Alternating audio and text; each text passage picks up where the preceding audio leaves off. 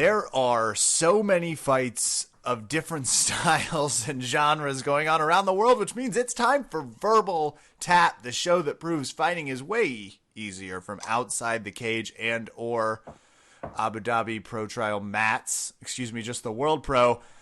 I'm your host, Kevin. I'm here with Raf Esparza. Raf, how are you doing? I'm good. I'll take full credit for that World Pro mess up. That's completely what I did to you. It really wasn't. I just started to say Abu Dhabi and I couldn't stop saying trial. And I did it to you and you were like, did you just say World Pro? And I was like, I don't know where I am anymore. There's so many fights. We're confused. Fights now. Before I went to bed last night, I watched the World Pro Absolute. And by bed, you mean it was like 4 o'clock in the morning. You were still watching. Oh, no. I didn't go to bed till 6 a.m. Oh my God. Unemployment's amazing on days like this, isn't it? Like when you get to watch. Yes. I like that that's where we're going with that. But it was a weekend, which is very similar to other days for me. Yeah. But this was interesting because not many people really stay up to watch these. So you're in an elite group of individuals who are committing to being jiu-jitsu. Up. I Yes. mean, love it. And here's the hard part. Raf. And let me tell you this before we go, which is, so the feed for this thing was terrible. Oh, really? You kept saying it would like switch to soccer, which is funny. Well, at some point, because there's a break that happens between finals, especially if you're fighting the same day, you got to give the fighters some chance to recuperate, right? Mm-hmm. Well, they don't tell you these things, or they tell you in a language that none of us fucking understand. So they're doing all of that, and then sometimes they speak in English with like the announcements, and then sometimes they're like, here's this weird Farsi language we're all speaking. So then it gets to this point where they just decide to cut away from it.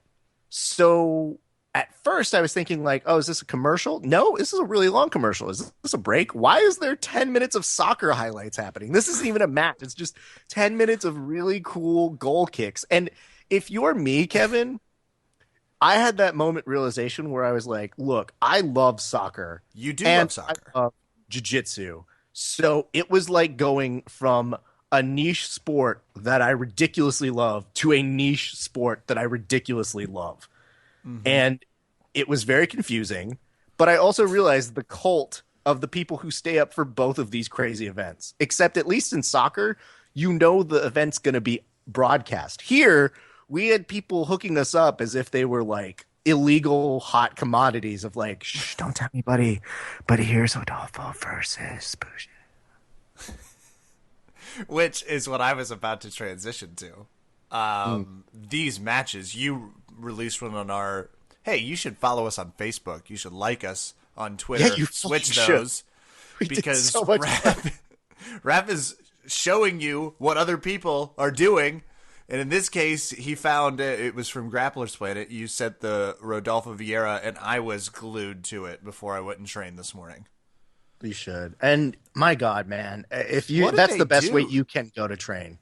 Are they mixing steroids or some sort of some sort of stimulant in these guys' breakfast before they provide? Like, what the fuck is going on? These matches are insane. So Rodolfo, and I saw so many tweets about this myself from the 5 people who were up, but he was in a zone, man. It was it's amazing to watch somebody in the zone as a spectator. I'm sure it's a different thing in itself when you're actually in the zone. So one day, watch him fight Galvão. Just watch him fight Galvão, and you'll know exactly what Raph is talking about by the zone. Do me a favor. Tell me your interpretation of the Galvão fight. Absolutely. Everyone knows Galvão he's the fundamentals sort of guru of jiu-jitsu in the sense that he doesn't make mistakes. Galvão's never made mistakes. He's very pressure filled. He's very hard to pass. Rodolfo Vieira is moving across. He was transitioning from different side control to side control on the other side after a beautiful guard pass. At ease. And that's ultimately how he starts to sink in that choke. You can see he's working it. He's got the pass. And when you have Rodolfo Vieira in side control, it's not going to last very long. like mouth agape just watching it. And then you realize, like, oh, of course, people who program this network, why would I want to see this semifinal match filled with beautiful transitions and a finish? Womp womp, jiu-jitsu, learn how to be a better spectator sport. Yeah, every event they learn something new. Like, don't interrupt the feed during the primetime matches. Oh my God. So I learned But two now they things. know that, One, Raph. Now they know that. yeah. And Kevin, you'll appreciate this as being in the biz. But two things. Number one, I realized how easy it is to be a network executive who is planning to air that broadcast. Because all you have to say is, wait, is there jiu-jitsu happening? Okay, put that on from 3 a.m. until 3:53 a.m. and then program soccer highlights. Oh, you dropped the soccer highlights? Who cares? I'm going to get a promotion. And number two, which is these commentators, and you know this, I do. when you are recording a podcast, sometimes sound picks up just everywhere, right? Absolutely. Like, for example, I have my TV on mute so that you guys can't hear the Fox Sports prelims that we're watching right now. However, I have my upstairs neighbor on mute because when he plays video games, he yells "fuck" at the television like a crazy person. is that entertaining to you, though? Yeah, oh yeah, actually, because I can hear him. He's like, "No way, you fucking shot me!" Like just screaming. And Vicky and I, that would be the name of my girlfriend. Just we can't even control our laughter. Like it's even our dogs laugh at him. Like it's That's just, amazing. I love it. I can watch it for days. But Not these during the podcast. broadcasters, when they're doing the actual telecast commentary, are literally doing this all day long, moving their $25 Staples microphone holders and moving them back and forth. So at any given point, they'd be like, "That's a great point." In fact, I'd like to go ahead and bring up the following 10 things that we are doing right now, and it just became so ridiculous to not control your laughter as you're watching this great match and just hearing, okay, yeah. So I thought you would enjoy that as well. I do love it when those small technical difficulties, because you know there's an intern behind the scenes that's like, can I please tell them to stop moving their fucking microphones? Please. I'm begging them to stop. And there's a producer that's like, shut up. Shut your mouth. They're the Somebody best was in the just business. Oh, God. I begged them not to do that. We've written them notes. Do it. So if you're not checking out I apologize for rushing this. Obviously, Raph and I would like to spend 2 hours talking about the World Jiu-Jitsu Pro. And we might. We might, but just not specifically on air. Yeah. Well, we'll be talking about them for multiple hours over the next few weeks. Yeah. And we might even be talking to the BJJ community about them. But more importantly for tonight, Raph, we are on a 10-minute deadline. Okay. Because Donald Cowboy Cerrone Go get some Donald Cerrone. is going to be fighting Barbosa here in about 10 minutes, and we don't want to miss that, but we have some fights to recap. Yes. Whoa! On our way to that, let me ask you a question. Yes. I noticed this today at Jiu-Jitsu. Do you ever have, and this has to be an MMA-wide practitioner thing, like ghost injuries that pop out of nowhere and you have no fucking clue where they came from? Yes. I'm going to let you say what you need to say, and then maybe I'll figure out what the real problem is, but go for it. No, I just noticed my ankle today as I started to pivot on and move forward, hurt, and then when I pivoted back, it hurt. And I was like, oh my God, I have no range of motion in my ankle. When did this happen? Who's responsible? That's second question. And how did I not notice it for 4 days? Because it happened Monday night when I was training, and it's just slowly become something super painful. And I can't remember So when it what happened. did you do? I have no clue. No clue. But then how do you know it was Monday night? It's been stiff. But today I realized how little range of motion I actually had when I tried to do jiu-jitsu again. That sucks. I'll tell you the one thing that happened to me recently, which is there's been a fun thing where, and this is a different topic to itself, but there's that one move that never catches anybody. Yes. For whatever reason, people seem to believe that my neck is impervious to guillotines. And that's not Awesome. the case. But it is, because my head is oddly shaped, not easy.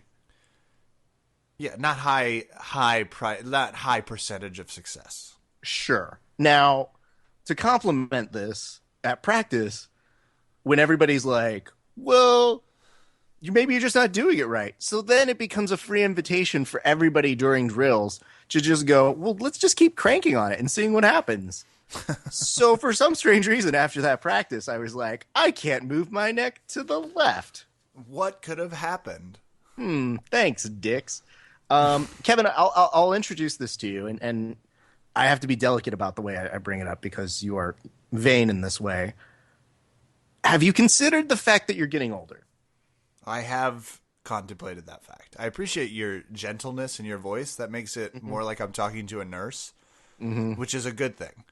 Okay. But I am getting older, and I have considered that is just, I'm never going to feel quite good again. I'm sorry, Kevin. It's, it happens. Important question. Did you finish the roll? I actually rolled 7 times today. I mean, that's the nice thing about jiu-jitsu. You don't always need like a single limb. And my ankle was just a little hard to balance on, so I just worked ground game. I was about to say, it was like, pull guard, yay! Absolutely. I spent a lot of time in half guard, knee shielding the shit out of people. I was like, deal with that. Fuck my ankle. Okay, hey, you have to tell me what happened, and here's why. Of course, I'm talking about Tough Nation's finale. All of our audience, by the way, everyone that's ever been listening to this podcast, is like, Kevin, you don't need to explain what happened. You missed the card. It's not a shocker. You don't ever seem to catch them. The best thing in the world. And like, there are those moments where, okay, one of us can't catch something, and we try and watch as much of this shit as possible. And you guys know that, and there's a lot. You really are good with us when you understand, like, sometimes we're not around when a fight's happening. It means we really are just fucking busy. So I know my pal, Kevin, is doing a couple shows at night. And I'm like, I don't want to bug him. I'm watching the fights. I got him covered. Oh, what's happening between Sam Stout and Noon? Oh, no. This is hilarious. What I'm about to tell Kevin, he's not going to believe. Like, he's going to think I invented what just happened. I was actually just going for the text. Okay. Did you find the text? Okay. Yeah, here's what you sent. You sent me a text. You sent me a text. It was at like 11:40 or something like that. It was. You go, did you see what happened to Stout? ? And of course I knew what you meant. I was like, no. You responded, gets knocked out so hard, the ref jumps in to intervene. Stout, dazed, goes to guillotine the ref. Ref taps. Stout thinks he won. Okay. And I felt the best way to approach it was to be as honest as possible because I knew for sure Kevin wouldn't believe me. I was like, I think he's going to think I made this up and I'm fucking with him since he's not watching the fights. I respond, are you pitching me a joke? And the conversation ends. You never responded, so I assumed you made it up. I was like, that's hilarious. Mm-hmm. I wish that's exactly what happened. And then I saw the GIF. And I realized that you were not joking. No. That Stout got knocked out so hard, and then he goes and he attacks from side control. He attacks the referee. Referee's super confused. Obviously, taps trying to. Andrew had a funny joke about how shitty the referee's jiu-jitsu was, which I thought was pretty good. I was like, that's funny. Have you ever seen somebody really go, like, mistake the opponent entirely like that? I only in striking form. I don't know that I've ever seen another fighter. I'm sure somebody can point us in the right direction if this is the case, but I've never seen a fighter start to finish a submission, if you would, because as he's like grabbing around the neck, and it's the world's loosest guillotine, so We he get had it. just gotten knocked out, to his defense. And we give him all of the credit in the world. And the reason why this is funny is because he ended up being okay. But And you know what? All of Raph's teammates were like, I don't know if that guillotine would have worked on Raph. That was whatever. Here's the best part is it made me think, well, maybe I should just knock my teammates unconscious so that they feel bad. I don't know. That's I not have even a that joke. thought every That's so 5 stupid. seconds. That's so I'm mean. completely with you. No. But other it than was weird. I've seen people like get confused for a second. I've never seen someone that confused. Like I've never seen that's what you just said it. Normally once they start to put the choke in, they realize, "Oh my god, this person has a shirt on and isn't the sculpt physique of a man I was just fighting. It's a huge doughy referee." Like normally they figure it out really quick. Not Stout. Stout was like, "Fucker tapped. This fight's over." 1 for 2 ain't bad.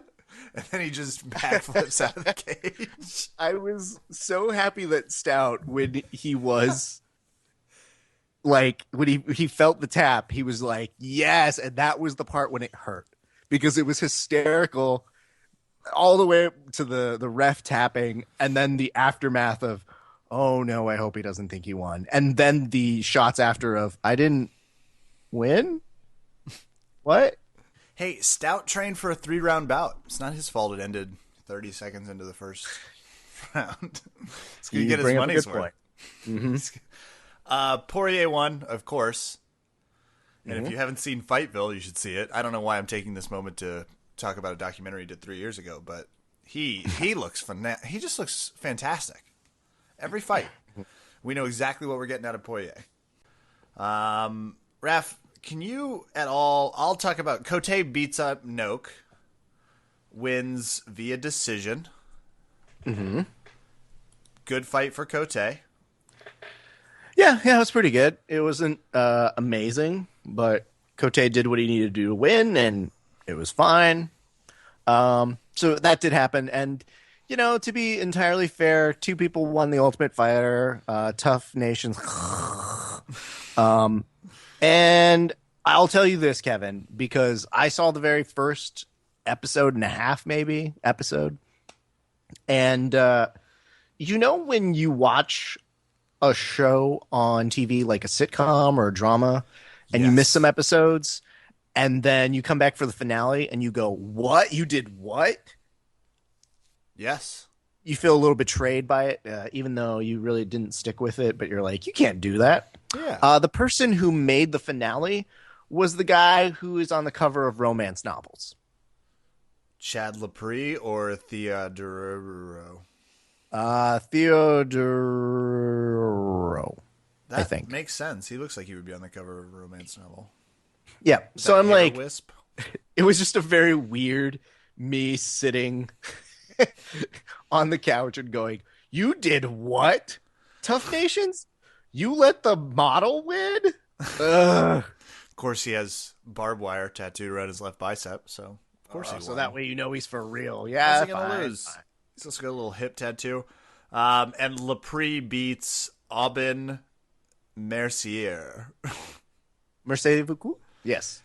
But to the fight that everyone cares about, Tim Kennedy wins via decision over Michael Bisping. We thought he'd knock him out. We both thought Tim Kennedy was a superior fighter. The judges agree. The world not as clear about how this match went. Can you fill me in on what happened with our good friend Tim Kennedy and Michael Bisping? Yes, few things. One, Tim Kennedy takes down Michael Bisping very quickly and just starts going to work to him on there. And he is hitting him, but it became a very controlled grappling match, which Bisping didn't look very comfortable aside from a couple Kimura attempts. But here's the best part about Tim Kennedy's game. When somebody's trying to put him in a Kimura, he's so freakishly strong, he just shrugged out of it. Just was like, meh, and got himself out of a Kimura attempt. And I was instantly jealous of his ability to do that. Shocking. So that goes the first round. The He's second got some round, guns. He'd be hard to Kimura. He really would. Oh, yeah.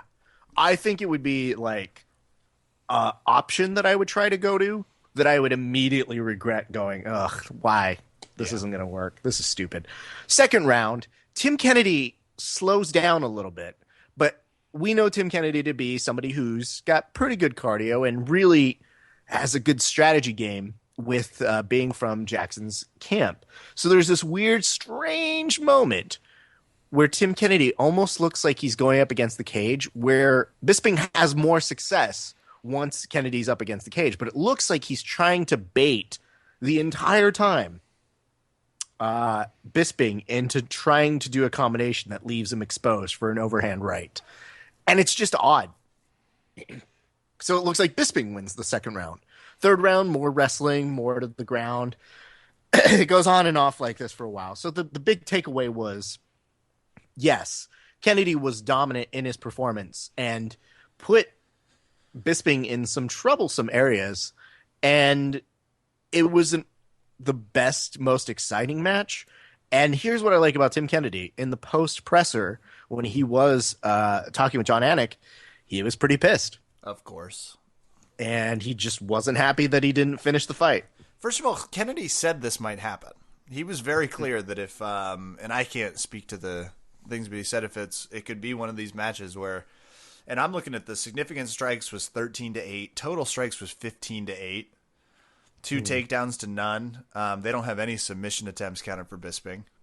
No knockdowns either way, and it's when that happens, when a fight looks so even on paper, normally it goes to the guy with more takedowns and control. That was Tim Kennedy. Yeah, and he definitely was the aggressor in the entire match. When it did look like he was standing up. Okay, he was, because he said if Bisping retreats and doesn't engage, this is exactly the fight we should expect. And you know what? It's weird. Bisping wasn't necessarily retreating on this. Okay. It was just a strange match where stylistically Kennedy would get him down, and he admitted in the post presser that he's like, I tried to hit him with as much as I could, and he absorbed my shots. And Kennedy was really trying to find the angles, and Bisping's boxing was good. His stand-up technique, he was having better success. I wouldn't say it was great, but it was better than what we've seen.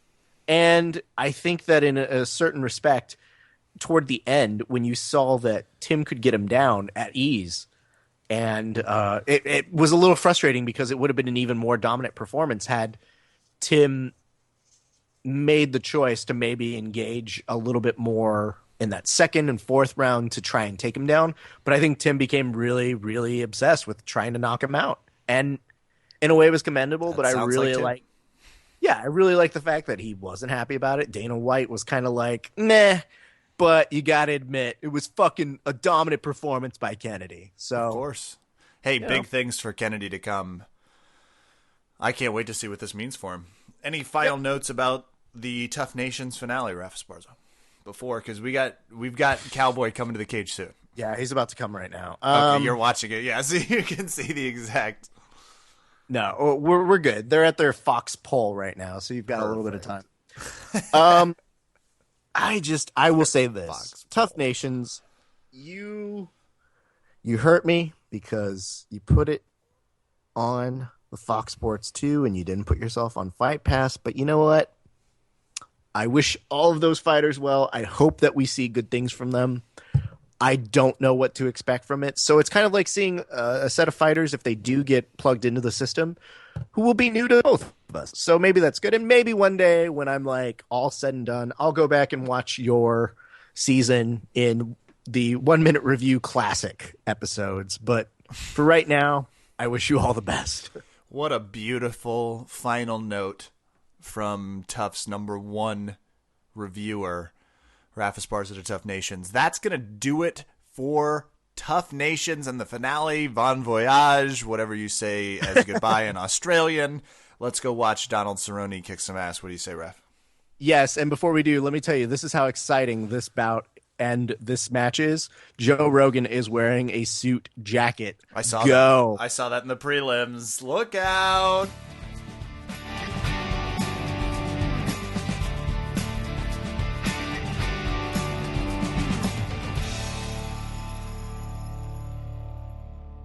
All right, guys. So as you all know, Over Under Kevin has been a failure for Kevin.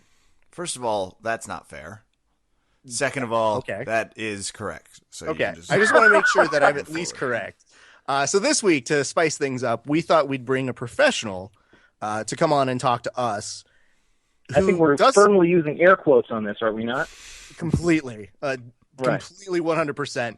Ladies and gentlemen, you may recognize him from KTTV or Fox 11. Sometimes I get the call letters mixed up myself, friends. But James D Koh is back with us. James, how are you doing tonight? I'm doing great, guys. I thought you guys forgot about me, man. It's been a while. We could never forget about you. And here's the big thing. You've had a lot of changes since we've talked to you. Two big ones. Do you mind sharing what those are? Oh, yeah, absolutely. One, I left Fox 11, started over at NFL Network now. I'm an anchor reporter over there, so looking forward to that. Awesome. Just started a couple weeks ago, which is cool. That's the National Football League. That's headline number one, okay. And then buried underneath all of that, page 6 is I also had a kid. So congratulations. Thanks, man. A little 5-month-old little girl, and I'm just playing Mr. Mom right now at home. As I was telling you guys off air here, I just tried to put her down and went upstairs to my laptop, talked a little MMA podcast. Father of the Year award not coming my way anytime soon, but it's all good. We got to talk MMA. Let's do it. We shall. But taking care of another human is up there on like things people are doing while maintaining on this podcast. When he told us, we were like, oh, he sounds so careful. I have a question, though, James. Aren't you a little nervous that this is a dangerous place to lose all of your professionalism when I so stunningly beat you in Over Under Kevin?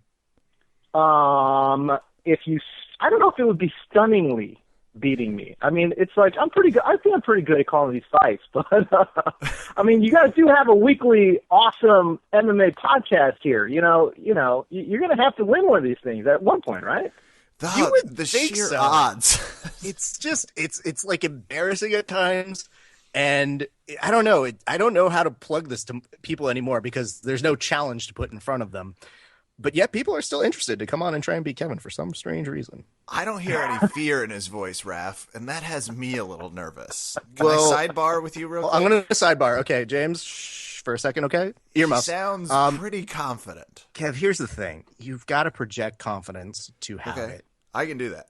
Fake it till you make it. So when you get back on the line with him right now, even though he can hear this, I want you to come back with a direct insult about him. So think about it. Formulate. Do you have it? Yes. Okay. And we're back. You know why you're covering the NFL? Because cheerleading, I don't have it, Raph. I don't have it. Damn it, solid corner, dude. That was solid corner work. That was excellent corner work, and totally dropped the ball right there. Wow. Fuck. Okay. You know what? I'm just mad enough that my rage will carry on for Kevin's stead. For those of you who are unfamiliar with how this works, what we do is we're going to preview the UFC 172 card. We're going to pick all of the fights out of order, and then we are going to give 15 seconds to each of these participants to give their predictions of who will win. If I so feel like it, we will have rebuttal time. Gentlemen, do you understand the rules? Yes. Let's do it. All right. I want this to be an unfair and dirty fight. Let's go ahead and start up top. And we're starting with our first fight being Yancy Medeiros versus Joe Ellenberger. We're going to start with Kevin. You have 15 seconds. Go. This is easy. Joe Ellenberger beat friend of the podcast Joe Wilk and will continue that dominance over Yancy Medeiros. Though Yancy said his favorite strike is the liver shot, which is terrifying. So Ellenberger. Excellent. Thank you very much for your prediction. James, do you feel that's a correct prediction, or do you feel that you'll pick the right one? You know what? I'm also going to go with Ellenberger only because he has a recognizable name and he's fighting some no-name guy I literally never heard of before. Actually, I saw Jay Ellenberger on there. I was like, oh, Jake Ellenberger. Is he dropping down to lightweight?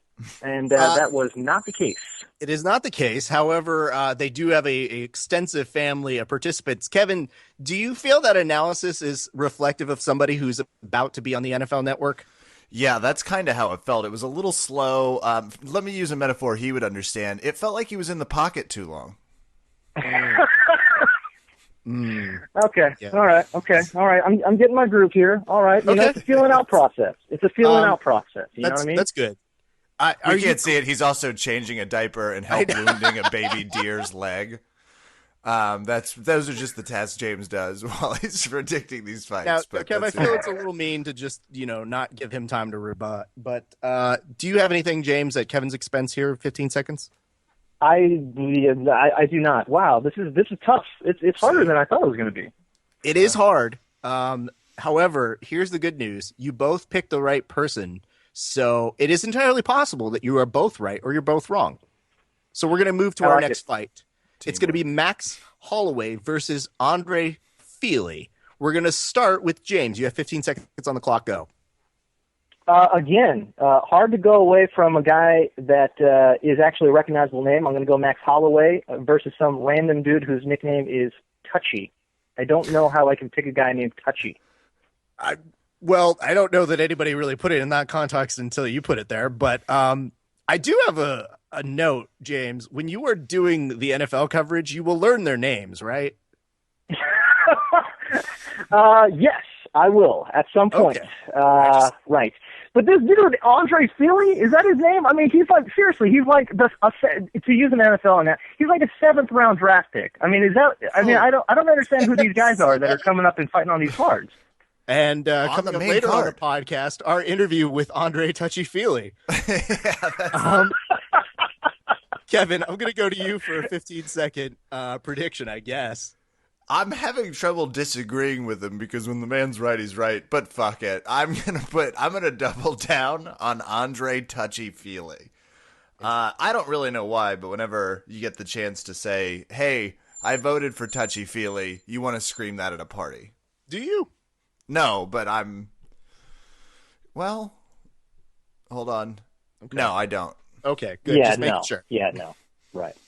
I had to just picture it in my head. Here's a little thing. You guys are being way, way too in agreement with one another. So I'm going to need you guys to pull it together. Agreed. On this next fight, we're going to go over to Luke Rockhold versus Tim Botch. And we're going to go ahead and start with Kevin. 15 seconds on the clock. Huge spoiler alert. Rockhold is minus 1,000, which is ridiculous because I know. Those are the odds. Tim Bosch is made of stone. I'm going with the Boschties. Okay, James, we're going to put 15 on the clock. What do you think? Yeah, he's minus 10 million for a reason, bud. Luke Rockhold's got great footwork. Yes, Tim Boach is made of stone. Unfortunately, his footwork is like stone as well. I think Luke Rockhold's just going to pick him apart for about three rounds, and he's going to cruise his way to an easy 3-round decision. All right, Kev, we're going to go back to you. What do you think about all of that? Oh, someone found their sea legs 3rd round into this game. I think Tim Bosch looks like a criminal. That's what I think. And when someone terrifies me to my soul, I pick them to beat up on the pretty boy with abs. That's true. It's hard to disagree. Do you feel, though, James, I'll put this over to you for 15 seconds. Do you feel we're learning too much about Kevin and not enough analysis? Well, we know that he likes to be touchy-feely. That's good. Okay. He obviously takes a look at people's abs at very close length, which is also interesting. And apparently he does not like criminals. So these are all things we've learned about Kev here. Correction, I'm terrified of criminals. Yes, terrified. I don't know if that's a big difference. Way to take a stance, Kevin. But otherwise, that was not a bad analysis. Okay. Our next fight is going to be Danny Castillo versus Charlie Brenneman, and we're going to go ahead and start with James. 15 seconds on the clock. Go. Look, I don't know what the odds are. If you told me the odds on Luke Rockhold are 1,000 to 1 on Tim Boach, what's the odds for Danny Castillo, Charlie Brent? Is there any way Danny doesn't get the knockout in this fight? 5 to 1 odds Brenneman doesn't get knocked out, or maybe 300 to 1 he doesn't get choked out. This is such an obvious call. It's Danny Castillo by a mile. Wow. Okay, Kev, do you want to take that mile? Are you going to go with him on this? No, absolutely not. And let's just say exactly what James just said publicly, and that's that he's against teachers. Charlie Brenneman was a Spanish teacher before he joined the UFC, and his nickname is the Spaniard. Hello, Gladiator reference. Obviously, okay, Kev, I got to stop you here. James, why do you hate teachers so much? 15 seconds on the clock, go. Wow. Teachers... one gave me detention once. I don't know. I don't hate teachers. This is a total mischaracterization of what I just think Charlie Brennan is a bad fighter. All right. If anything, hey, look, I like Rich Franklin. He's a former math teacher, excellent fighter. Charlie Brennan, former teacher, bad fighter. Okay. I feel this is true. You might be being misrepresented. Kevin, why does James hate teachers? I don't know, but he sounds like one of those people that's like, I'm not racist. I have a black friend. That's we don't right. care. You like Rich Franklin? Oh, like, yeah, What I've are got you Rich- talking about? That Wow. has nothing to do with your stance right now, James. Rich invites me over to the ranch all the time. We're besties. Plus, Yeah. Charlie Brenneman looks like a legitimate porn star. Like, he genuinely looks like a porn He'd star. have to grow out the mustache, but he's got the hair for Yeah. sure. He's there. Guys, I have to stop us here for a second. We really didn't talk about this enough. What? Minus 1,000. Yeah, I know. Let's have a moment for that. That is That is Am I absurd. missing something about Rockhold? Like, No. Kev, what would you do if you were told that you were the opponent to somebody who's minus 1,000 to you? I mean, I guess I'd feel a lot like I did when you told me James was coming on the podcast. It's like, oh, well, intimidated, but prepared. And feeling like I had nowhere else to go. And guys, I'm being nice because one of the lines is 900. The worst is 1250. How is that possible? I don't understand how that's possible to me. I Honestly, I mean, think Luke so. Rockhold is a fine fighter, but there's no way he's a 10-1 favorite over Tim. That's insane. I don't understand I it. don't know. It's crazy. These nerds are doing things with numbers and they're making us angry. We're going to go to rap our music. next fight right now, which is going to be bantamweight category with Chris Beal versus Patrick Williams. We're actually going to go to James on this one. James, go ahead and start us off. 15 seconds. Oh my! I didn't know we were going to go this deep into the card. I really didn't. Give me the two fighters again. Who are these guys? Oh my God. Okay. Professional. Spoiler alert, if you go to their UFC profile, Journalist. that's not going to help you out much either. James It Koh. just says bio coming soon. If for you two go to of their them. UFC.com bio, is it one of those ones where they're just a shaded head? Is that what it is? Yes. Oh. Yeah. Well, they have a picture for Chris, but yes to Patrick. Just James a shaded doesn't head. know our rule about if we have two fighters who have blacked out silhouettes on their UFC card, which is we don't predict who wins because fuck that. If they couldn't show up for a photo, why do we have to take the time to predict who won? Whoever is not the shaded out silhouette, I'm going with that guy. Yeah. Okay. Okay. Who is that? I mean, who are these two guys? That's a great choice. And here's the only thing we need to know about this fight. Chris Beal's nickname is the Real Deal. Mm-hmm. How badly do you want to hear Buffer yell, "The Real Deal Beal" multiple times? Not at all, actually, and I think that's a pretty terrible nickname. But Then that you're going to being want to go with said- Patrick Williams. Then James, so let's switch your vote. James, I need to keep this Yeah. in order. So we do have you going for Patrick Williams then. yes, I'll go. Okay. Is he the shit? Yeah, sure. I hate the nickname, so yeah, I'll go with the other guy. Hey, that's as good of evidence as any on this show. Kevin, you have 15 seconds on the clock, and I feel like we got a little bit of your prediction, but go ahead and give us the real full deal. Absolutely. Well, significant strikes, their careers in the UFC is 0, 0, 0, and 0 to 0. So I'm not expecting a huge battle up top, but Patrick Williams does have a pretty vicious uppercut. So he's going to try and land that, and Chris Beal is he outlasts his guys. I will say this. So, Kev, who is your pick? Chris, the Real Deal Beal. Just making sure, because it sounded like you were going the other way toward the end. James, does the fact that Chris Beal was on The Ultimate Fighter with Ronda Rousey give him any kind of advantage going into this fight? Yes? Question mark? I mean, we just talked about how he's got zero significant strikes in the UFC. He's fighting a shaded silhouette. So, I mean, I guess having some level of exposure will help ease some of the octagon jitters, I guess. I'm not sure. Okay, Kevin, given that fact and that you actually know who one of these people really is, do you feel that that's giving you an advantage on this fight? Yeah, I also feel like we are now officially the pundits that have spent the most time previewing this fight of any pundits in the MMA world. To be Oh, fair, there's not even a question. There's not even a question that is true. to be fair, don't they need it the most, though? Probably. I mean, if we're just talking about from a morale booster. Yeah, I mean, I think Chris Beal, that's why I picked him. I knew who he was. He was the guy with quick hands that hurt his hand that Ronda was crying about because Misha picked him to fight. Okay, Things first of were- all, when you say Ronda was crying about it, it's like, okay, that's like 7 out of the 10 fighters that were there. I mean, Yes, I don't, fair point. it's hard to say. This is actually a great story. Kevin, why was Rhonda crying? Because she felt like it was an inappropriate attack on her, obviously. Because at the time, because she Chris's felt- hand was hurt, and she felt like that was like a cheating moment. that was cheating to Oh, yes. make him fight when his Oh, hand yeah. was broken. She's like, she knew that his hand was broken and she made him fight. It's like, you're goddamn right. She knew. That's why she picked him. His hand's It's all fucked up. strategy. Have one, Rhonda. Duh. Oh God. Well, we're all gonna look back fondly on that time that we talked about Chris Neal and Versus Patrick, Williams. whatever his name is. But we're gonna now transition over to the women's division for Jessamyn Duke versus Beth Correa. We're gonna actually go over to Kevin. Kevin, start us off. Absolutely. First of all, Jessamyn Duke, friend of the podcast, The Gun. Obviously, that's who I'm picking. And because her opponent is a purple belt in Kung Fu, and I don't know what that is. Okay. Purple belt in Kung Fu generally does not translate well into the UFC, as we have seen in the past, as in UFC 1. Didn't one of the Gracies fight a Kung Fu guy?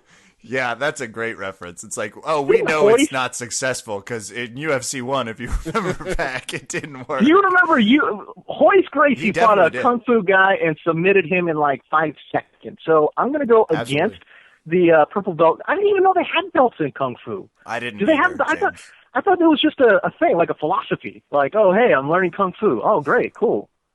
Like, I didn't think they awarded belts in Kung Fu. Either way, I like Jessamyn Duke. I mean, obviously, solid striker, good range, great heart, too, that she showed on the show as well. So, hard to go away from Jessamyn Duke. So the both of you are agreeing on this one. I am. Right. And based purely off of the Kung Fu analysis. Well, that was probably the most sound explanation of why Kung Fu is bullshit, I guess. Yeah.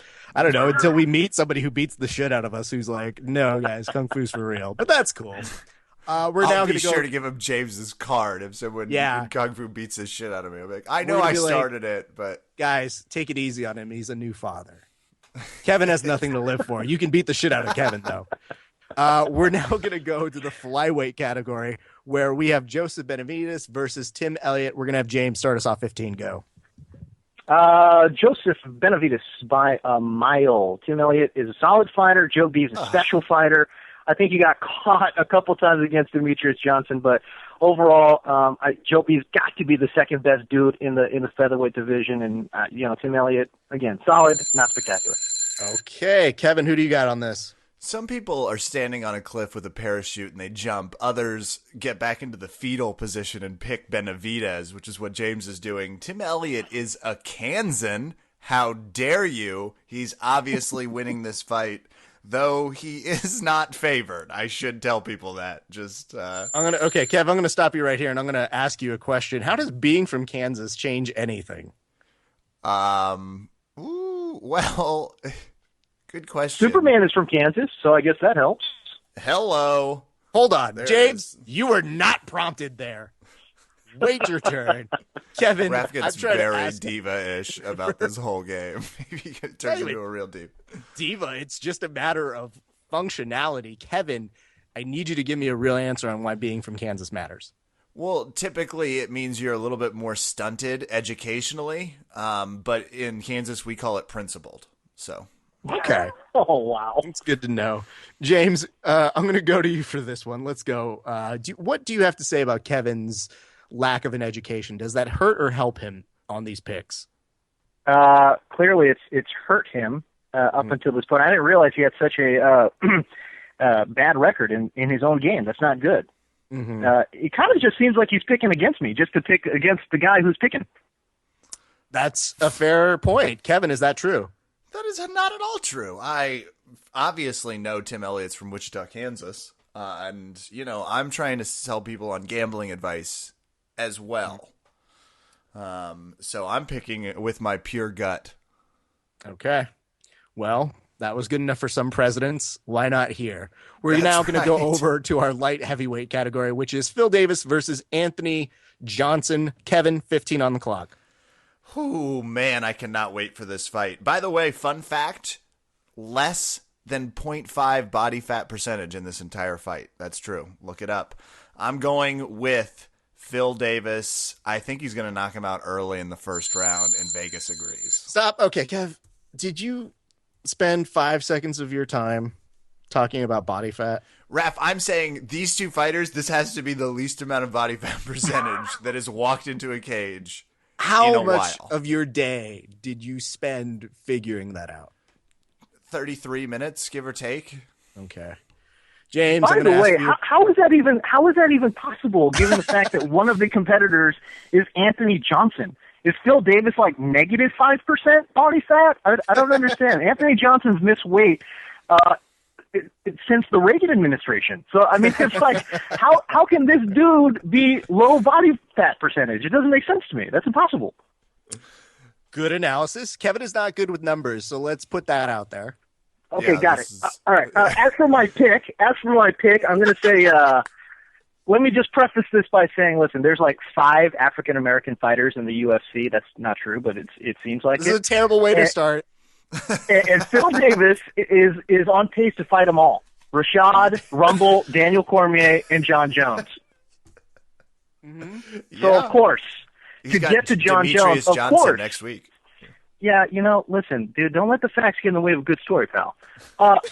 Because of that, I'm picking Phil Davis because he needs this win to move up the light heavyweight ladder, which means he's got to fight Daniel Cormier and then John Jones. Great. You ready for what's great? He's only minus 185. That's not bad. It's not bad, That but is I'm saying like That's insane. That's a also close. insane. Yeah, that's I way agree. too close. It's less than 2-1. I mean, think about that. That's absolutely ridiculous. He's got to be at least a 5-1 favorite. Come on. For I'll the ask 4 this. versus the 15. Like, what the fuck is going on here, UFC? I will ask this, Kevin. Do you feel that maybe you're overselling this? Or do you think that there is a possibility Anthony Rumble Johnson really comes into this fight and actually upsets? I really don't. I haven't seen it from him in his fights to say that he's ready to fight on Phil Davis's level. And as James just said, Phil Davis is fighting some really good people lately. He's been in the cage against high-level he's opponents. fought very many people of non-specific I don't backgrounds. see race, obviously. Well, I I'm mean, he from just beat Kansas. Lyoto Machida. I mean, we're talking about and Rashad Evans. So, I mean, he's been in there with guys that are at the championship level. Meanwhile, Anthony Johnson, oh, boy, wow. I don't know. I don't know what to think, man. But, He's fought obviously, people when he at sees a the big different stage. level. James, give me a second. Yes. Racist says what? What? I'm sorry. That's weird. That's right. That's right. Phil Davis is going to fight all the African Americans. He's going to drop 70 pounds, go fight Demetrius Johnson, I would pay to watch then he's- that. Absolutely. and then he's 100%. gonna drop down, fight Tyron Woodley and Bobby Green. Yeah. I mean, we've already determined that Phil Davis has negative body fat percentage. It's We- low. So clearly, That's all I'm he can saying. drop down. We determine. Yeah. Oh, And I do it's- math it's a the same way I it's a pick scientific fights. fact. It's right. fact. Well, shit. All right. Well, I guess we've established that now. We're going to now go to our next fight, which is in the lightweight category. It's Jim Miller versus Bobby Green. James, we're going to have you start this one, 15 on the clock. Is this not? It's not Phil Davis versus Bobby Green. Not yet. No, No, that's Okay. UFC 178. Not yet. Man, you know what? Honestly, this is the fight that I'm probably looking the most forward to. I think these guys are going to throw down. Jim Miller, Bobby Green, definitely somewhere in the lightweight title hunt. Whoever wins this one. That being said, man, Bobby Green has looked amazing over his last 2 or 3 fights, and he has really, really improved. Jim Okay. Miller has kind of sort of been up and down. You do Gotta go know with Bobby the Green. sound of the buzzer means stop talking. That. Yeah, I'm Yes. not too good with rules and whatnot. Oh, He's a yeah. wild man. When you're a racist, you can just break all the rules you Oh, want. wow. Yep, Oh, okay. wow. Kev, we're going to go to you. 15 seconds on the clock. Who did you pick? Did you pick Jim Miller? I went with Bobby Green. Bobby I Green. went You with Bobby Green. Oh, damn it. He's on a 5 fight win streak. He's So you're minus saying he's 120. due?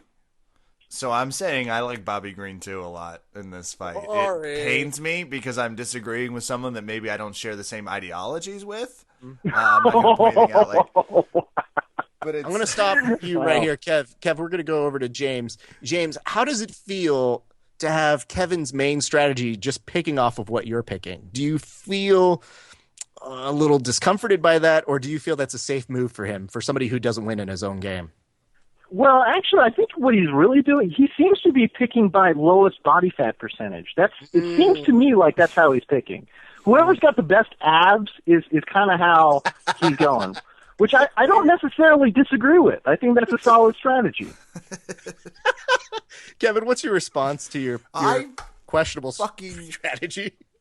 I've been telling you for weeks, Raph, you need to get guests to play over under Kevin that are maybe a little less articulate, not quite as well spoken, and not as quick, because it's hard to follow all the things he's saying. So maybe if you would throw me a fucking bone here, I wouldn't have to deal with NFL boy. Kevin, finish that Thank thought. you. Okay. Oh, well, guys, we're getting down to the last two here. So before we go to these next two, I need to put this into James's head right now. You're going to need to pick the performance of the night, so it can go to two people. It's not submission or knockout of the night anymore. It's performance of the night. And you're also going to need to pick fight of the night. But on top of all that, we have a big thing that we do here is on over under Kevin, we have stakes. So while you're doing these next two fights, think about what it is that you would like Kevin to do if he loses. I'm sorry, when he loses. If. It's still if at this point. I mean, statistics are on my side. Shut up, Raph. So keep that in mind. What kind of stakes you'd like? I'm sure Kevin's already started thinking about what he'd like you to do. But I'm gonna have Kevin go first, probably on that, and then I'll okay. rebuttal time. We can make that happen. You are the guest, so we will completely defer to that. We're going to go to Kevin for this, which is the lightweight bout between Takanori Gomi versus Isaac Valley Flag. Kevin, start us off 15.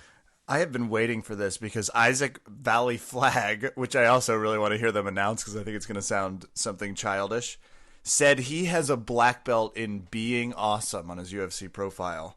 I'm calling him out, and I want to see it. That's who I'm picking. Okay, so you want the Valley Flag?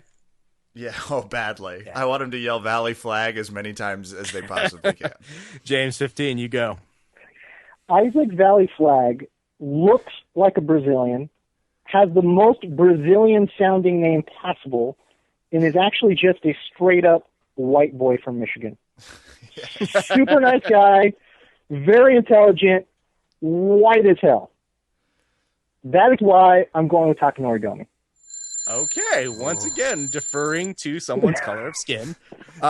Kevin, we're going to go back. Actually, honestly, though, listen, man, I met Ike of Valley Flag over at the station once, and the guy is really well-spoken guy, really intelligent. I like him a lot. I just don't like this matchup for him, man. I just don't. Takanori Gomi's going to throw heaters, and that's all he does. And if Ike Valley Flag can't defend against that, or if he gets clipped, and I think it will happen, it's a tough night for him, man. I have to ask you this. Is it hard for you when you do meet these people and you do see them fight?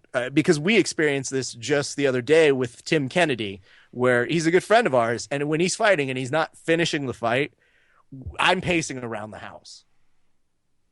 Do you for have sure. that? Oh, all the time. Are you kidding me? All the time, man. Like, Brendan Schaub, I consider to be a friend of mine, man. Like, when he fought, when he fought Matt Mitrione, man, I was like standing around pacing the newsroom floor. It's hard to watch sometimes. No, it truly is. So I mean, I can't even imagine being a family member to some of these guys, man. I don't even know what that would be like. Yeah. Thank God I have nobody in my family fighting MMA anymore. Woof. Kev, we've learned a lot about James. What is the biggest thing that you've learned? 15 seconds on the clock. Go. The biggest thing I've learned is that he's an insane multitasker. He's managing to take care of his daughter, prepare for a show, and get his ass kicked by me on a podcast all at the same time. I would like to point out that was expertly done because Kevin definitely spent the time building you up only to bring you down. But James, is that enough before we get to our last match? Is that enough for Kevin to really get inside your head? Not really. I'm inside his head. I know he's going to go with John Jones because John Jones has the lowest body fat percentage of the two. Ooh. I already know. He's Okay. accurate. Wow. All right, Kev. We're gonna go. To I that already fight know. right now. This is like that scene in 8 Mile. You know what I'm saying? Like at the end when Eminem is like, "Hey man, I already know what you're gonna say, and this is it right here. Boom." That's what this is. This is the end Are scene you of 8 Eminem Mile. in that metaphor? Is that where we're going here? That's right. That's right. That's right. Okay. Wow. It's about to get Michigan in know, here. this is the only person who's ever quoted 8 Mile in any fight analysis on this show. Congratulations. I feel we should have an award to give you for that.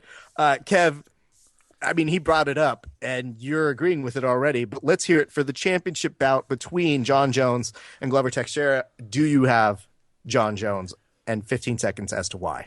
Simple rule. The most dangerous John Jones is a motivated John Jones, and people are saying he lost that last fight. People are really adamant he lost that fight. That means he comes out angry. Okay. James. And he has a super low body fat percentage. Blah, blah, blah. James, Exactly. I do have to ask you this. You were able to call the pick. You're inside Kevin's brain, but are you making the same call yourself? 15, go.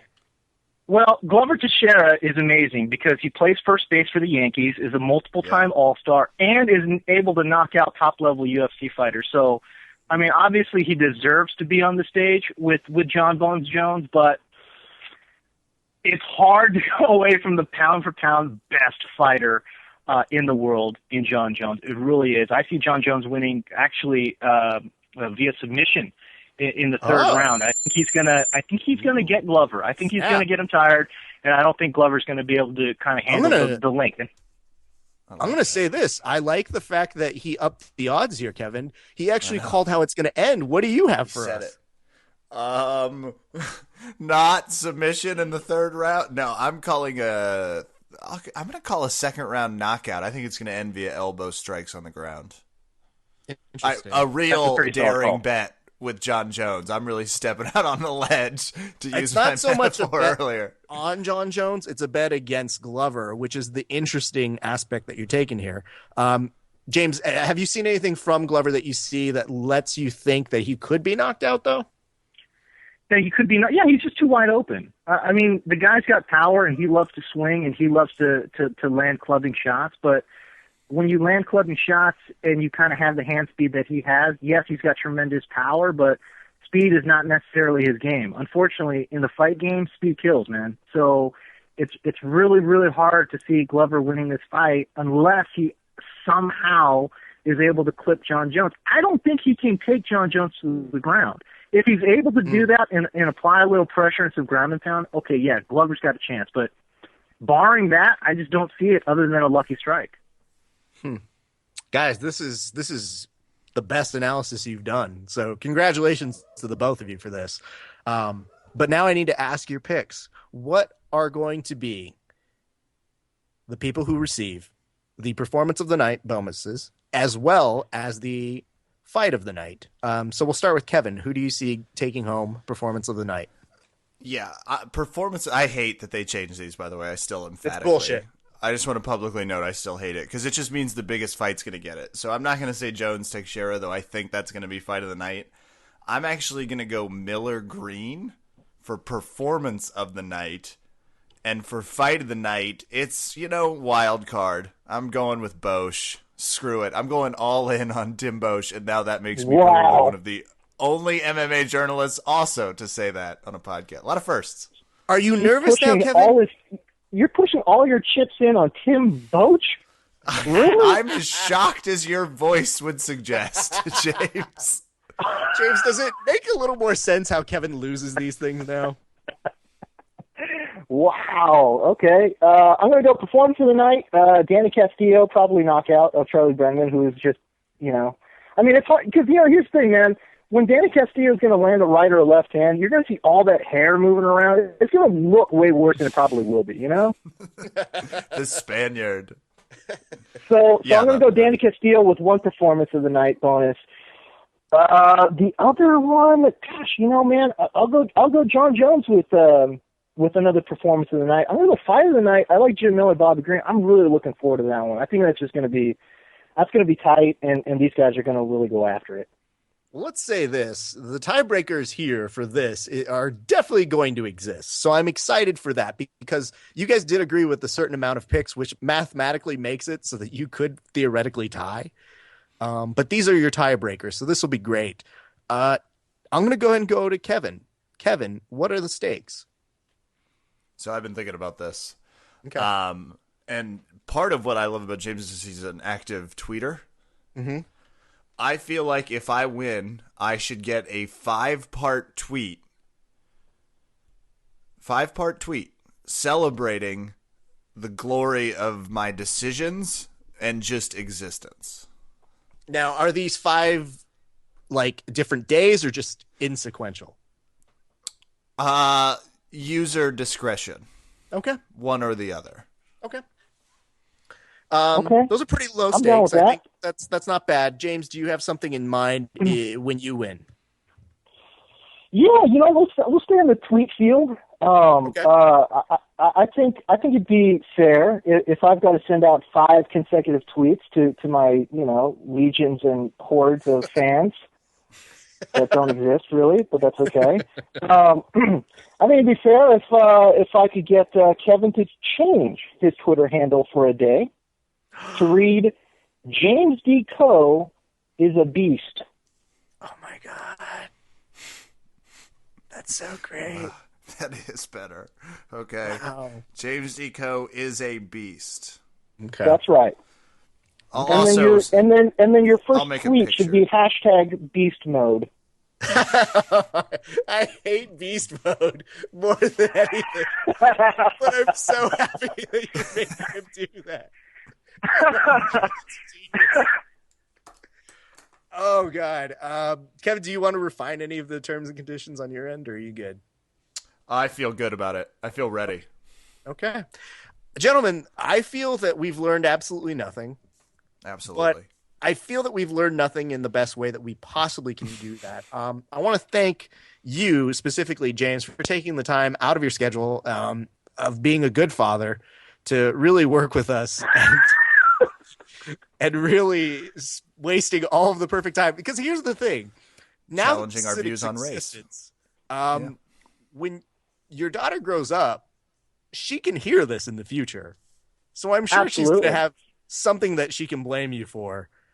Just knowing that you spent more time talking with us about body fat than you did with her, but that's why we. Bro, I'm already saving up not for college. I'm saving up for the psychiatric bills, the therapy bills, man. I already know it's coming. I was just thinking, like, through the depth of James' work, I'm wondering how deep in her quest it'll be before she gets to the MMA podcast he came on for the second time. Probably going to be a ways in. Well, Kevin, Right. you got to think if you do beat James, this may be a psychological breakdown for him. So you got to think like that. I've been worried about that. I have been worried about that. That it's just going to be too much for him to recover from. It's crossed my mind. Yeah. Well, James, we can't thank you enough for being on the show. You're one of our favorite guests, and we're so happy whenever you come on down. Thank you so much for coming today, buddy. Have me again, pal. Anytime. Wait, real quick, scale of 1 to 10, how excited are you about the NBA playoffs starting this weekend? Scale of 1 to 10, 10. I'm just over the moon. That's it, Ref. I just had to sneak one in. I just had to do a quick NBA thing. We're good. How did you even know that I'm a fan of the NBA? How did you even know that? I've literally tweeted 0 about the NBA.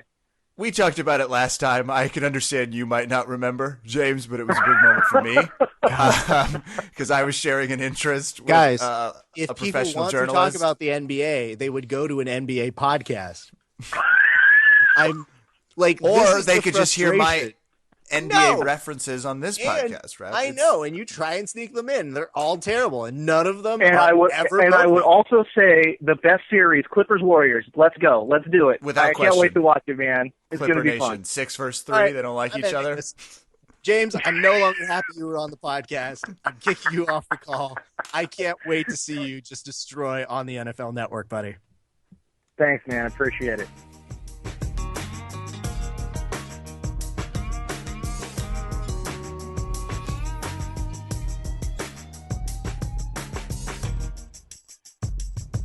Okay, I'm going to start this. I'm just going to roll tape. I'm fucking rolling That's tape. fine. I'm I'm not good. actually rolling tape. Did you? Oh my god! Did you see the video of them showing kindergartners or first graders a tape recorder? No. It was fucking hilarious. They looked at it. They looked at it like, is this some sort of game? Like, what is this piece of shit device? Like, they really didn't get it. It was the cutest. That's amazing. We should do our fight analysis right after we watch the fights more frequently. I think it's going to be a much more positive, enthusiastic adventure for all listening. Those were some amazing fights. I think the feeling or the note that you're trying to say here is, don't you feel hyped right now? This is so hyped. I want to go train way Deep more Halfguard. excited. It just Thank saved you. Verdum's ass. Yeah, I mean, I wasn't honestly that worried when he got to that position. I've actually always wondered this, genuinely, about the Deep Halfguard. It seems like a really effective way. If you do it properly, you rotate your head outside your opponents, like not inside their body, if that makes sense, but like to the rear. It's a really effective way to spin them back around, and he's one of the first MMA fighters I've seen do it, and to do it against Travis Brown in the first round, whew, impressive shit. And it's weird because coming off World Pro, I saw people doing back takes off of that with a gi. Absolutely. So, your brain starts holding for a second. You see him start to do it, and you go, well, there's no gi here. So how's this? Oh, wait, no, he's still amazing at this, so it really doesn't matter. He just caught that cable grip, and it was beautiful. Oh, God, it's so great to look at and watch. So obviously, let's start up top then, right? Yeah, that's what I'm thinking. Okay. I'm going to put this out there. I don't think anybody was excited to see this fight. No, we know we were talking about this just on the side about the ratings for this fight were expected to be low. Well, not just the ratings, but Fox put out a poll, and they put it out between the three main fights. So you've got Barboza and Cerrone, you've got Tate and Carmouche, and you had Verdum and you had Brown. Ask me what percent of the people polled were interested in Verdum and Brown. What percent? If 1% was the correct amount that you were thinking, you were right. Holy shit. No, I would have thought at least 10. And that's the whole thing is, I main completely understand that Misha Tate has a greater following, and we'll get to her fight in a second. Yeah, we but, do. and I also understand Donald Cerrone, always a crowd pleaser. So you put him up against Barboza, it's going to be an electric fight. So I get that people are interested in that. But 1%. Damn. In a championship implication match. Yeah, because the winner gets Cain Velasquez. Yowza. And I love watching Travis Brown fight, which is so funny. And now I realize that I've only loved watching him fight in his first 2 rounds, apparently. But I'm surprised the number was that low because he is such an electric fighter. Oh, were you want to talk about another number though? Yeah, give me another number. I wasn't shocked. I guess you could say people were shocked by the fact that Verdum's hands. I had a more specific question I was going to ask you. Okay, but I need to bring this up because we're on statistics. So did you see the number of people, percentage-wise, that it broke down to, who thought that Verdum was going to win? No, what was it? 15%. So if you're analyzing both of these numbers. I did see that. I saw their pie chart. Yes. That was very convincing.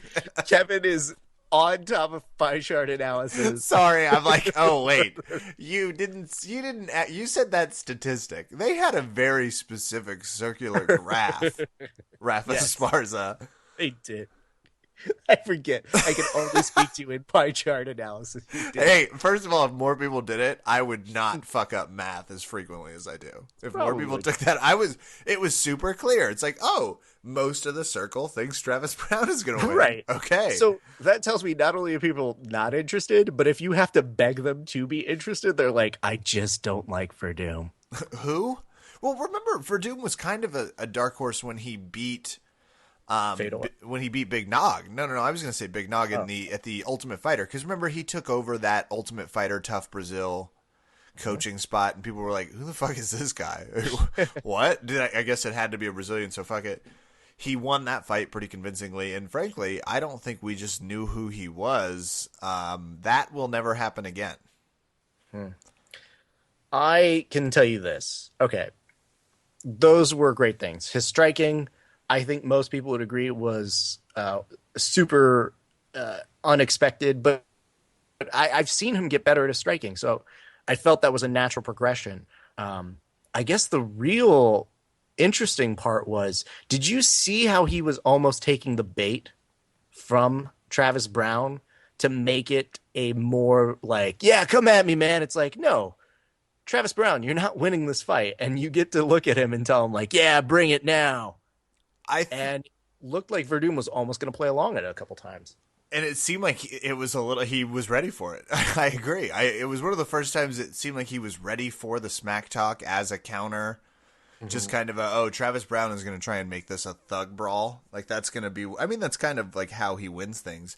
I was shocked that after a single round and a single ground exchange, though I certainly understand it, that a very high level fighter like Travis Brown coming out of the Jackson camp, who are notoriously well conditioned, gassed so astonishingly so quickly. Yeah. That's just, you know what I'm saying? Like, that's not a Jackson MMA thing. Like, those guys, even when they lose, it's never because they got out hustled. Like, those fuckers run up and down mountains. What's going on with his cardio? Did you hear anything? Is it possible it's like, oh, he's got the flu, we just don't know? Like, were you surprised that he just gassed? No, he's a big dude. I think that when you have that much power on your shots, you're expanding more energy to really try and make those knockout moments happening. And when he was whiffing on a few of them, you're still, A, not connecting, but B, when you've got a guy who's working you a little bit, it's really going to start to not just frustrate you, but exhaust you. And I think that's what was really starting to take over there. Okay. I like it. I like the game plan. It looked like Fabricio was the smarter fighter, and if you didn't see the match, it was over after the second round. Would you agree with that? Do you disagree? No, I don't think so. He outlasted him. He beat the shit out of him, kind of in a jiu-jitsu way, which was awesome. There was a lot of good jiu-jitsu moments in this match. I can give him credit for this in terms of Brown. I mean, Verdum is not an easy person to resist. For most of those attacks. So when I saw him get up, I think it was in the second round, after what looked like a series of attacks, more or less for a Kimura, but it was kind of like when he whipped out of it and he had that split second. It's that split second they always talk about in jiu-jitsu where it's like, it's a timing thing. You got to feel it. You got to know it. And it's like, no, that was exactly it. That moment that he got up. Yep. That was the best timing you've had all fight. Congratulations. Nice job, Travis. Yeah, it was funny to see him like not want anything to also to do with that ground game. Like, I gotta get the fuck out. I'm exhausted. I was still surprised he gassed so quickly, but that's the end of that's the explanation of the next three rounds. Verdum just picked him apart, however he really wanted to, without knocking him out, and beat the shit out of him. Like Travis was bleeding everywhere. I might be leading here. I might be taking us somewhere that is not actually accurate, but part of me thought that Verdum at some point could have really initiated the knockout, or not. I'm sorry, not a knockout, but more takedowns. Completely agree. And was destined to try. Like he was just convinced he wanted to knock him out. Yeah, I know. Without question, you could see it. Actually, I think you're onto a really good key piece of this last fight. He purposefully chose not to take him down and submit him because he could have easily, like you saw Travis not even being able to push any pressure back on his takedown defense. Like it was rough. Yeah. And this, we're talking about a black belt. Like Fabricio doesn't shoot unless he knows what he wants. He doesn't go down unless he knows what he wants. He chose to keep that fight standing, and he was knocking the shit out of him, but I agree. I think he thought eventually those jabs would put him down, and it just never did. And some of those combinations were just priceless to watch, though. He was throwing. You saw him, like, he won the fight in the third round confidence-wise when he, like, Liu Kang'd his way back up onto his feet. He pulled a Mortal Kombat 2, jumped up, and that was it. Yeah. That's a great reference, by the way. Liu Kang. Did you just congratulate yourself on your own reference? Without question. There's no one else to do it. I've got you looking in a mirror of judgment, and I have a silent audience that's thinking it in their head, but I have to verbalize it for them, Raph.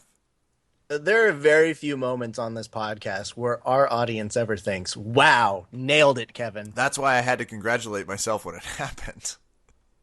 It still didn't happen. You sure. see? Let's move on to the easily, like, oh man, Misha Tate. Yeah, it's always like I try and take her very seriously as a fighter, but she's also a strikingly beautiful person. Yes. And that's just gonna be a part of the I don't know how to turn it off. Like as much as I can't turn it on, like she's just a beautiful woman. I thought she was gonna completely submit Liz Carmouche, and I like that the judges suspended the normal UFC judging criteria and went with pride rules, which is whoever wins the fight, and that's what I feel like they did. Because I do not think Misha did enough to win 1 or 2. Obviously she won 3, but did you think she won 2? I think that she was fighting for the finish. Agreed. I think that's the biggest thing she had going for her. In the second round, I was a little nervous because Carmouche got, she was pushing her up against the cage. Misha was going for submissions, but to close out the round, you saw that Carmouche kind of got the takedown, so it kind of looked foggy, which I thought they would give the advantage to Carmouche going out of that round. But in that super dominant third round, part of me kept thinking, I was like, could they do a 10-8? I don't know. I don't think so because, Carmouche wasn't lifeless, but she was definitely fighting as much as she could out of it. I mean, Misha just had those positions that she was going for. And that rear naked choke, the one-handed rear naked choke is a rarity to pull off to begin with. So even knowing that and looking at how tight it was on her with just that one hand, it was a true testament to Carmouche. And Tate said so as much as just in a post presser right now. She said, she was yanking on it, and she had it really close, and she was impressed that she didn't tap to it. Yeah, Misha, it really feels like Misha's parlaying this career of hers into a jiu-jitsu possible fight. She's really starting to work her ground game. Kind of. She's going out of her way. I felt going out, especially after that first round, where I think Misha had just come off a fight with Ronda Rousey where she had 5 rounds. And she looked so calm, and I was fine with that. I thought that was a great approach for her. And in that first round, it just wasn't her. She wasn't pushing the action. She wasn't taking the fight to Carmouche, who is an incredible fighter. So you in order to counter that incredible fighter, you have to dictate the action. She did keep giving her back, though. That was really confusing. It kind of. I think that she felt confident in her ability to at least try and cage walk with her. But Carmouche had a death grip in that first round when she was basically, it was just a great wrestler's grip that she was able to kind of maneuver Misha a little bit for. But here's what I really want to take away from this match that I feel that really needs to be talked about. Misha has this thing where the fans love her because when she was in the middle of that third round and not her best performance up until then, that audience started to come alive. And if you were there for the UFC fight with her and Rousey, that audience gets behind her, and it's insane. They just feel that connected to her that I think it's kind of interesting to listen and hear that audience reaction. Because I know once they started getting to that point where she was about to choke her out, standing up, couldn't sit down. Yeah. She does have a really good. She has very dramatic fights. She just has fights that have a lot of turns and twists, which you always love about a fighter. It'll be interesting to see who she fights next, and I think Misha Tate's going to be one of those fighters that has bigger things in front of her, some movie deals, some things like that coming. I mean, possibly. I think she's in that kind of idea where she's going where all of the momentum is. She moved from Seattle to Vegas to concentrate more about it. And here's a couple things. Misha Tate, she just released this right now in the post-presser. She said, on slow start, I was just trying not to be a psycho in that fight and be a little more calculated. Okay. I'll take it. Yeah. She's working on things, Raph. She's trying not to be a psychopath. And it's hard to argue with. Here's this factoid, which has less to do with either of these two fights, but this is an interesting note. The gate was 1.65 million, the biggest Fox gate ever. Ooh, fuck. That doesn't. It was a good night of fights. It really Yeah. was, and that actually, as we transition, love the fight from Tate and Carmouche. It's fun to have investment in the women's division finally. Like there are 5 fighters I really cheer for and like, and I was genuinely really excited to see Tate and Carmouche. It was just this is a fun fight. Yep. I'm excited to see how they do post Ronda Rousey just buzzsawing her way over people. It'll be great to see what other people can do, and it was a fun fight. Agree. But fight, I mean, obviously, performance of the night. Obviously. Well, he did get one of them. What did he get? Fight of the night or performance of the night? Cerrone got performance of the night. He was Yeah. And I'm sure Verdum and Brown got fight of the night. No, Basinski and Alves got fight of the night. Are you shitting me? Seriously? It was pretty good.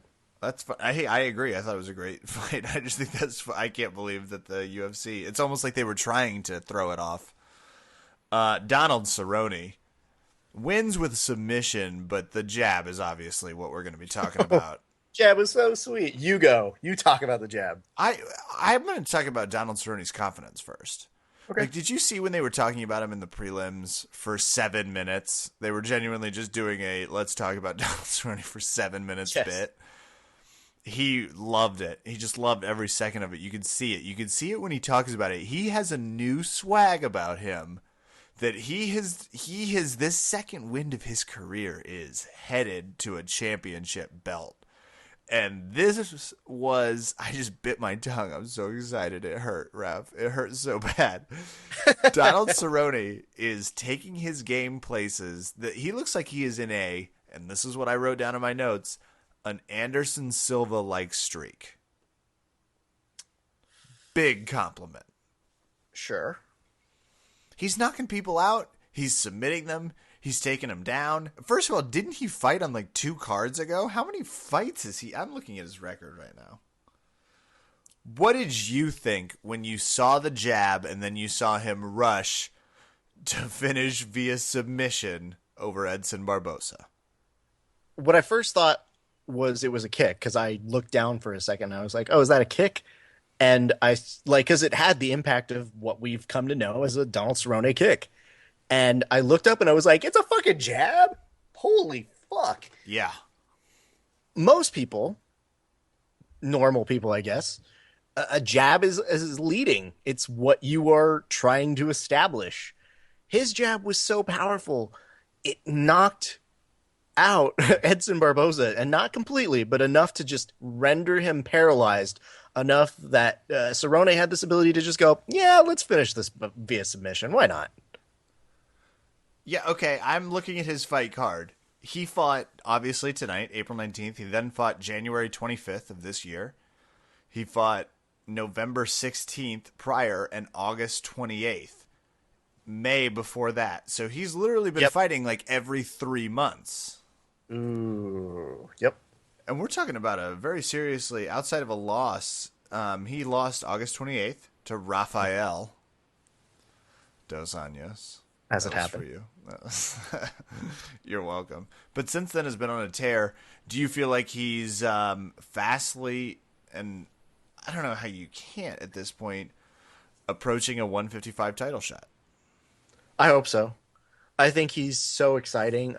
He's got to be in the conversation, if not right there. Like you are right. He is in a great resurgence. I don't know that it's Anderson Silva like. I think that's a weird era to put upon it. But I understand what you are complimenting him on. I understand that you were saying it is that impressive that we haven't seen something like that in a while. And I could probably go around there.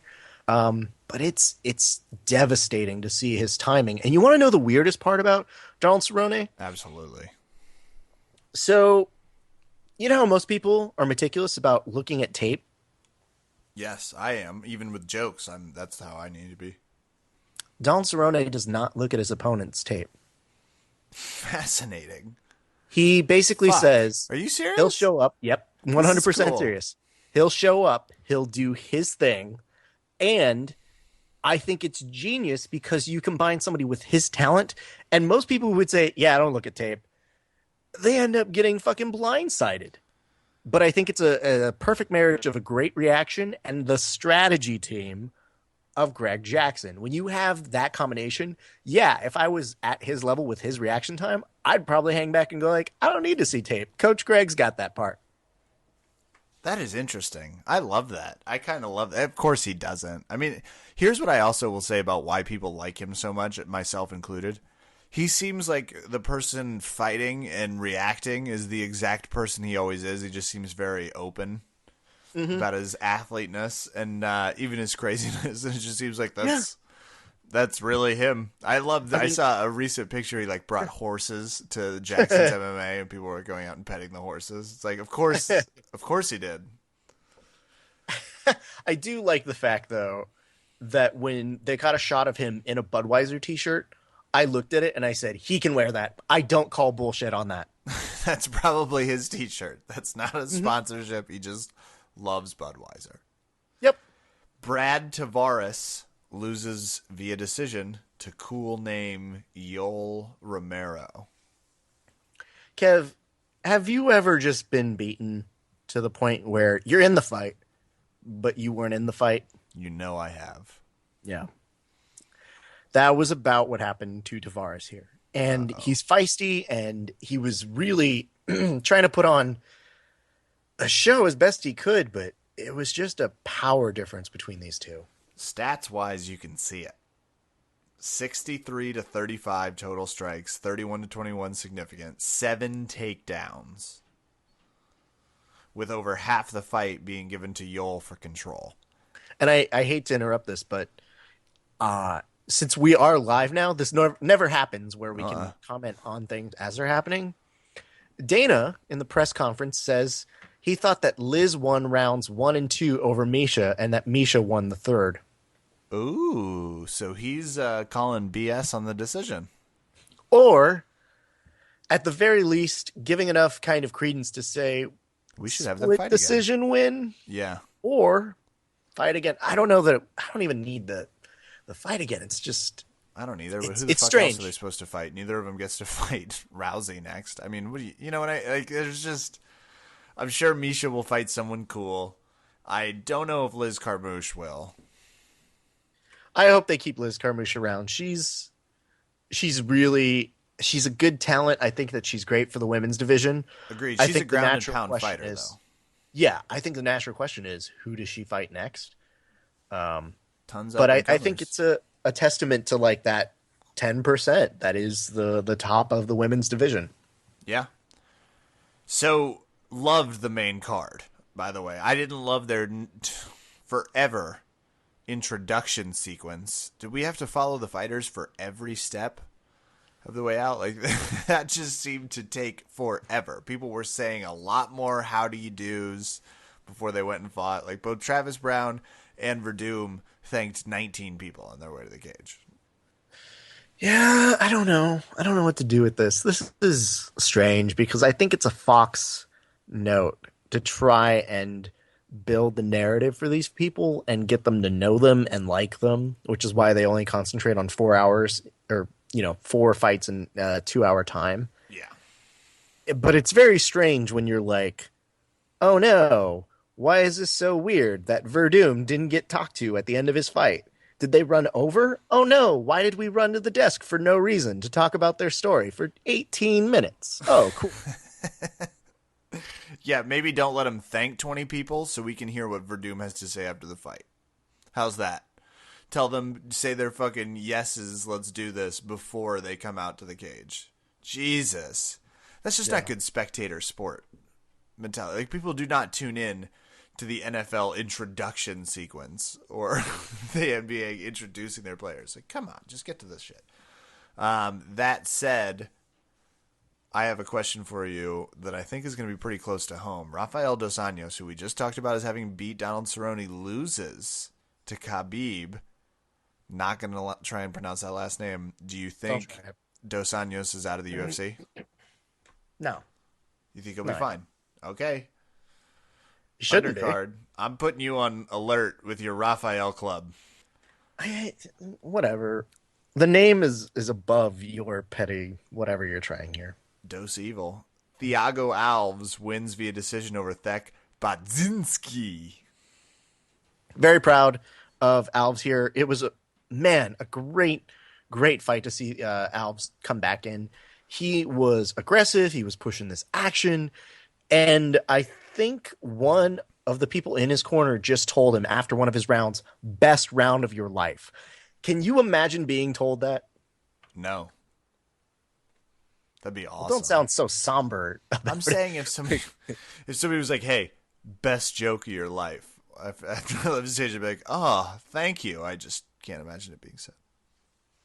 I thought it was impressive, so I could see why he got a bonus this evening. So good news to him, and it's good to see him back. I mean, he didn't finish his opponent, but it was a very competitive aspect from the fact that he pushed the action, made it look crazy. The opponent didn't go down, and Baczynski, to his credit, stuck it around, took some really tough shots, and obviously they liked it enough to reward it. Big time fight of the night winner. That's awesome for them. To win it on the undercard, that's grit. Raph, I love these fights. Yeah, I mean, it was a good night, and I'll put this one out here as well.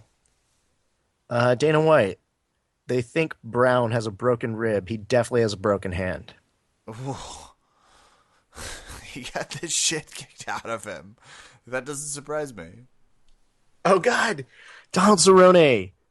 This is great, and we'll probably close on this, but Donald Cerrone's reaction, I'll try and read it in his voice, but I don't really have it right now. It's more of a... getting there. I don't know what was going on, but the two golden words came to me. F it. I hope someone puts that on a t-shirt. I'm purchasing it. I want to put my name on the beginners list. Let me put it to you this way. I don't like F people with it. cowboy hats, but the exception is definitely Donald Cerrone. Oh my God, that's amazing. Hey, great. Our compliments. UFC on Fox 11. Great night to watch heavyweights while I'm flipping back and forth to NBA coverage. And dare I say, Ref, I've got the best Twitter NBA MMA coverage out there. Probably the most active. Up there. Are you still there, or are you not even going to help me out? I'm not acknowledging you. I figured that was the case. It was like, I'm going quiet. I'm going to U157 you, which... for those complimenting my references earlier, we'll probably want to check and destroy that one. Are you ready to close out this beautiful cast where we had on the wonderful James Koh? Yeah, and I'll say this. It was a shame to watch this fight and not see James at the end of it on Fox 11. I always agree, and I didn't even have his coverage out here, but I still agree with you. It's a little Sucks sad, not but seeing him. You know what? Happy... He'll be doing big things over at the NFL Network, and I think he provided a fun contrast to whatever it was you were doing. Oh, he's amazing. He's my dream. He's the best. Dream. He's going to be so weird. I hope he didn't listen to any of that. Don't worry. I feel confident he did not.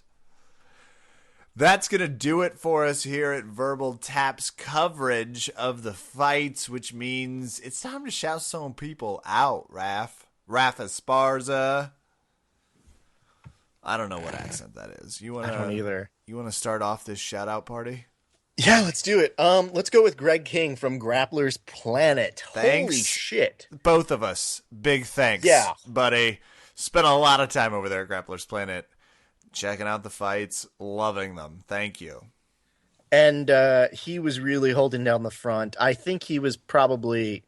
And his team at Grappler's Planet, of course. But I think he was definitely earning whatever paycheck he is getting. And if he's not getting a paycheck, pay him twice that amount. Should. Yes. Triple it. Fuck it. Yeah.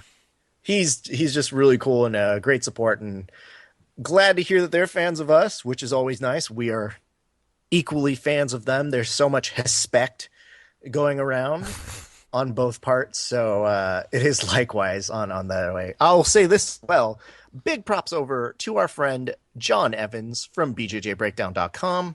Yeah. John is the best to watch any jiu-jitsu anything with. I'm sure he is.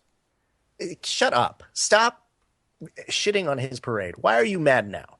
I'm jealous. I'm not mad. Let's be clear about my emotional progression. Are you mad because he's so great at jiu-jitsu? Whatever you're going to say, the answer is yes. Okay.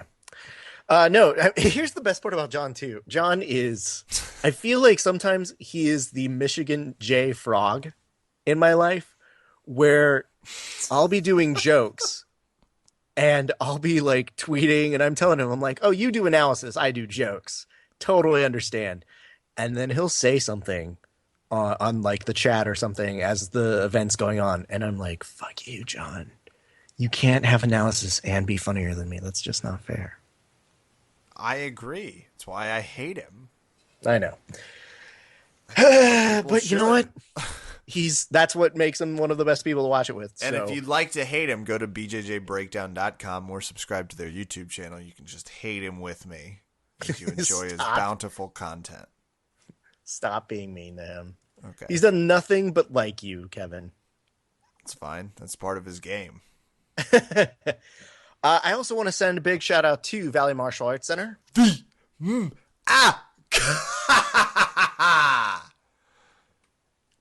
That's great. Good job. That was gorgeous. Valley Martial Arts Center, I'll say this. They went to go compete at a tournament at Force Balance this weekend out here in Los Angeles. They did awesomely. So specific shout outs to the following people. John Budd, who is our owner, and basically led the charge and was like, hey, there's a competition going on. I'm going to compete. I think other people should do. Let's do it. Bud. That's awesome. So that was really cool of him to lead that charge. To Kyle Aho, who has one of the best guards in the game, taking home third, just knocking it down, not surprising me, in the blue belt category, but also in the blue belt category, taking home first, our new pal, Joe Thomas, who's new to our place. I haven't rolled with him yet. We've been at the same place, but we haven't rolled particularly yet. But he's such a great force. Every time I see him roll, I think he's like super technical, has some really cool things to his game. So I can't wait to roll with him. And this is the newest guy. He went out here. This is his first tournament that he's done. And this guy, his name is Brian Singer. I've mentioned him maybe once on the podcast before. But Brian, he's like this dude who came and is training with us. He's got, I think, his kids in like the kids karate classes and whatnot.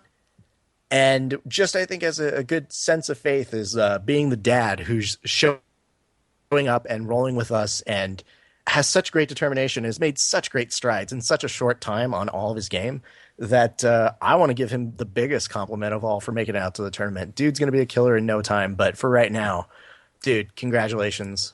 Really happy for you. No bigger compliment than a verbal tap shout out. It's true. And I think that does it for me. And if it doesn't, then I'll just interject at some point randomly in yours. Speaking of that, hey, I was thinking today as I was grabbing, like, I had to pack equipment to go train. Like, ugh. You know, I really wish I had a bag that I could also carry my laptop and enough camping gear in case I get dislocated for 24 hours. Do you know of any bags that might be of good use for that? I mean, I guess you could use Datsusara gear if you wanted to have the best bag around. That sounds a lot like what I was talking about. I'll look at that. You said, how do I? It's just Datsusara. I just Googled Datsusara. Yeah, we can put it on the link on our page if you guys want to have a really cool bag. Maybe I'll take it with me when I'm in Vegas this weekend. I don't know. Maybe you will do that. That's perfect. Hey, big shout outs to BJJ and MMA Academy out there in Chantilly, VA. It's been a great week of some serious rolling. You can always tell when like the mats are extra bad. It's like it's just sweaty mats, as I call them. Not as I call them, as everyone. I mean, that's pretty much the exact literal description of what happens. Big training going on out there, I'm sure, as well. No Concept Jiu-Jitsu out in Maryland. Hey, guys, if you're traveling around and you're like, I need to find a jiu-jitsu school and I need to see if it's reviewed, head on over to bjjfinder.com or download the app. That way you can find the schools near you. That is going to do it for me this week, Rafa Esparza. Rafa Esparza, you go. That's not what it is. That's exactly what it is. I'm basically not. people were probably like, "Why is Greg Jackson on the podcast? And why is he screaming?" Go Raph? get some Donald Cerrone. That's the thing. That's gonna do it for us here tonight at Verbal Tap. I'm Kevin. Thanks for listening. Good night, and I'm heading to Vegas. Peace. Woo! Raph, wait, you're not getting married there, are you? No. I just thought that was your thing now, so I just assumed. Oh, I'm just once you get engaged, you just leave to Can't stop Vegas getting every married. week. You just can't stop getting married. I thought it was actually going to be the opposite. I thought you were going to be like, are you going to get engaged again? You're at the coffee shop in the morning. It's like, hi, can I get marriage?